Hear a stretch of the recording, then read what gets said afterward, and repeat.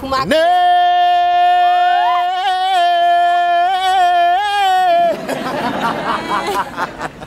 نه میگه یا دیونه میگه وقتی نمیخوام میگه راست است که لیلیا زن شماست؟ خانه لیلیا بسوزه نبودم در خانه با ژانر فلک شما رو میخوایم ببینیم.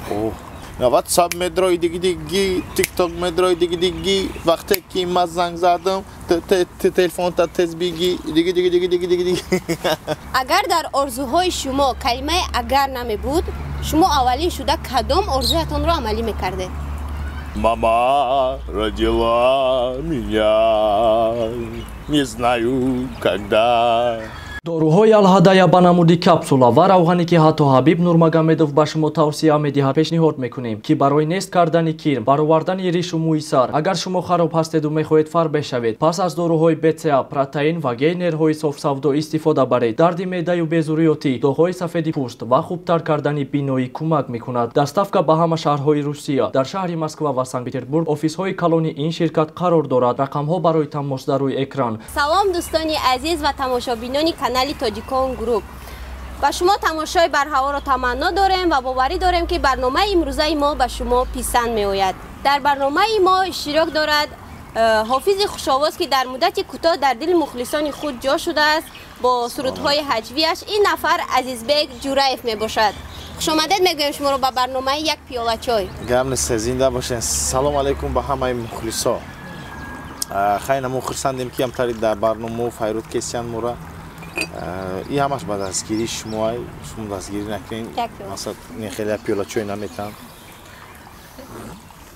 номи барномаро як пиёла чой гуфтем? бале. як пиёла чой коми дар ин барнома иштирок мекунам. марҳамат чои бепул меоям мехӯрам меравам. зинда бошед, саломат бошед. инак барномаи мо аз се бахш иборат аст. дар се бахш 5 саволӣ дода шудааст. шурӯъ мекунем саволи якумро.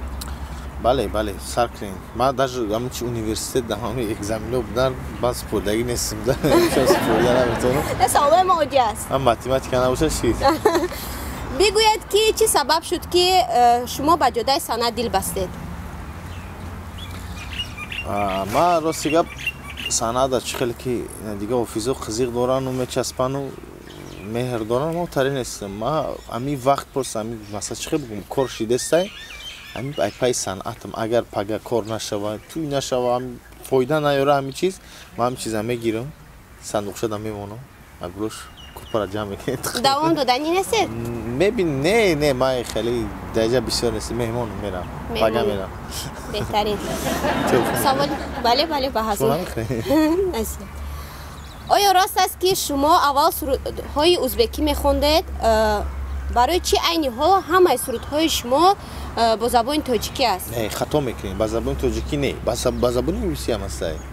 тоҷикӣ ӯзбекӣ бештар ба забони ӯзбекӣ мехондед ҳозир бошад бо забони тоҷикӣ? бале ман чӣ хеле ки гуфтам ки шумода мақсад ай пишти ҳамин санъат мада мисоли гап фоида омадиста ман кора мекунам. вақте ки ҳамун як вақт мухлисои ҳамтари ӯзбек забон буданд мухлисо ман ҳамода мекардам.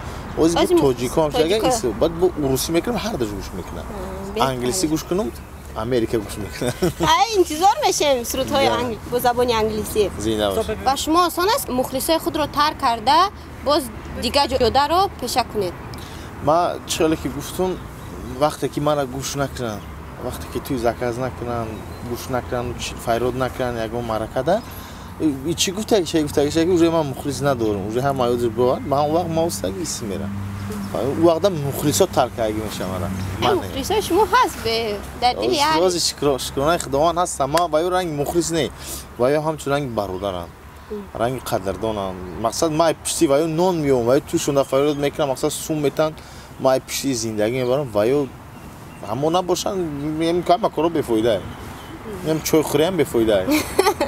беҳтарин саволи чоруми мо рост аст ки лилия зани шумост? беҳтарин акене чӣ ба?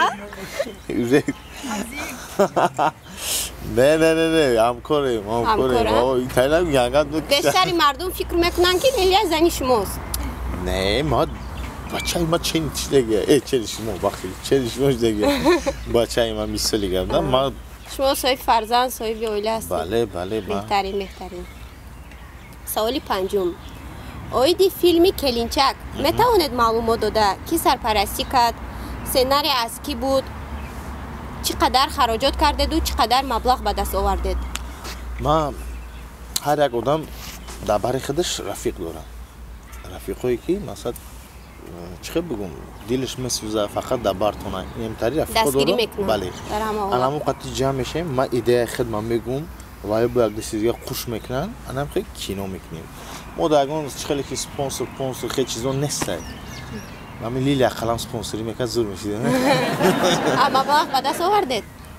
خراجات کردید، مبلغ به دست آوردید؟ چقدر خراجات کردید؟ چقدر به دست آوردید؟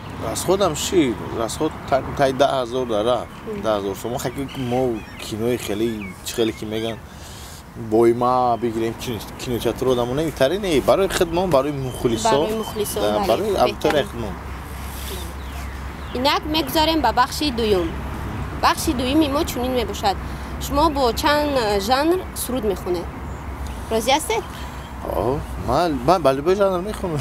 ببینیم وزیر.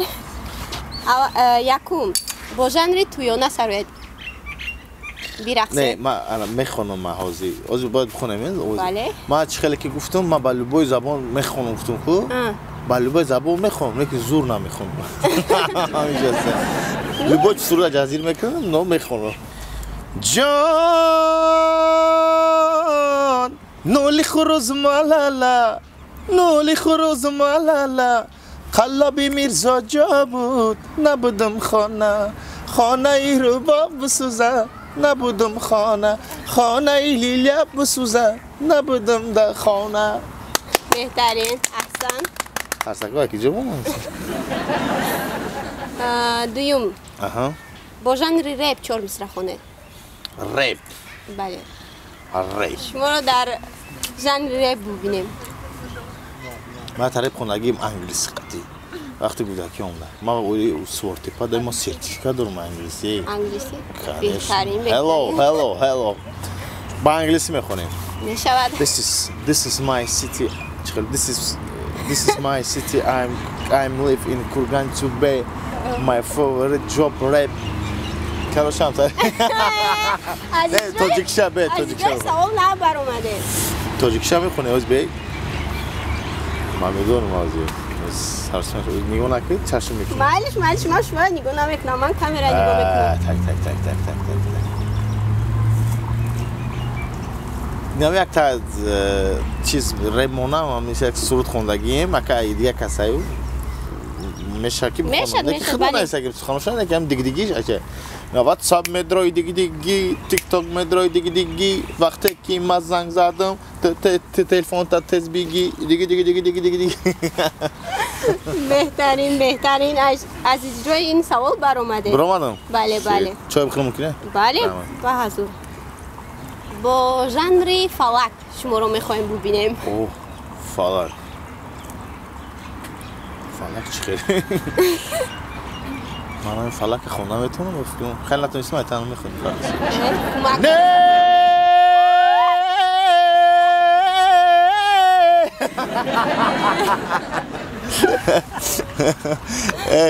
همش باید کرمه که ادامه که توی از اکس که همه اتونید بگن ای دیونم دای خدا درش میخونم بود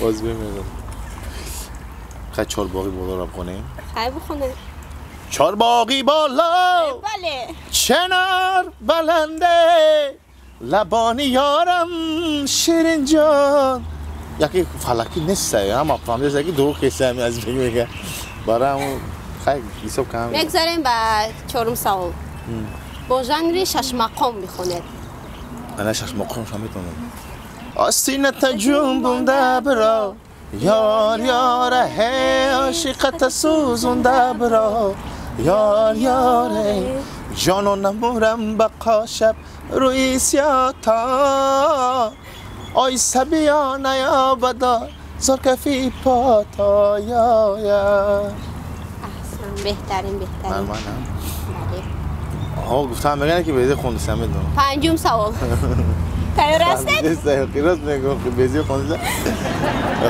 پنجم سوال تیار هستید؟ تیارم در ژانر اپرا. Si так люби, мама родила меня, не знаю когда. میگذاریم به بخش سومی برنامه. سوال یکم. اگر $1,000,000 می داشتید چیکار میکردید؟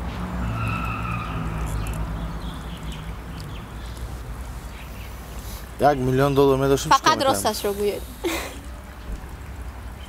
حیران میشدم. نه.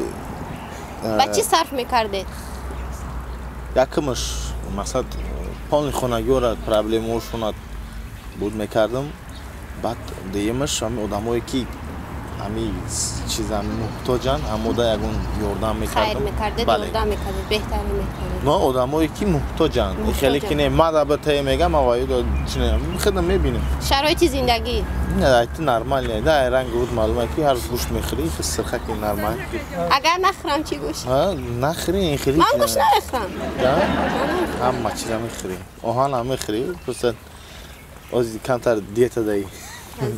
شوخ میکنم با خر نکنیم برای ای برنامه. سوالی دوم. اگر والدین شما پیش شما شرط میگذاشتن که صحنه رو ترک کنید شما چیکار میکردید؟ یگان کار بیاد ترک میکنم. یا از کارای ماده. کارای باید کار کنم. ترک میکردید. مخلصانتون چی؟ انا ایش نکین چی باشه؟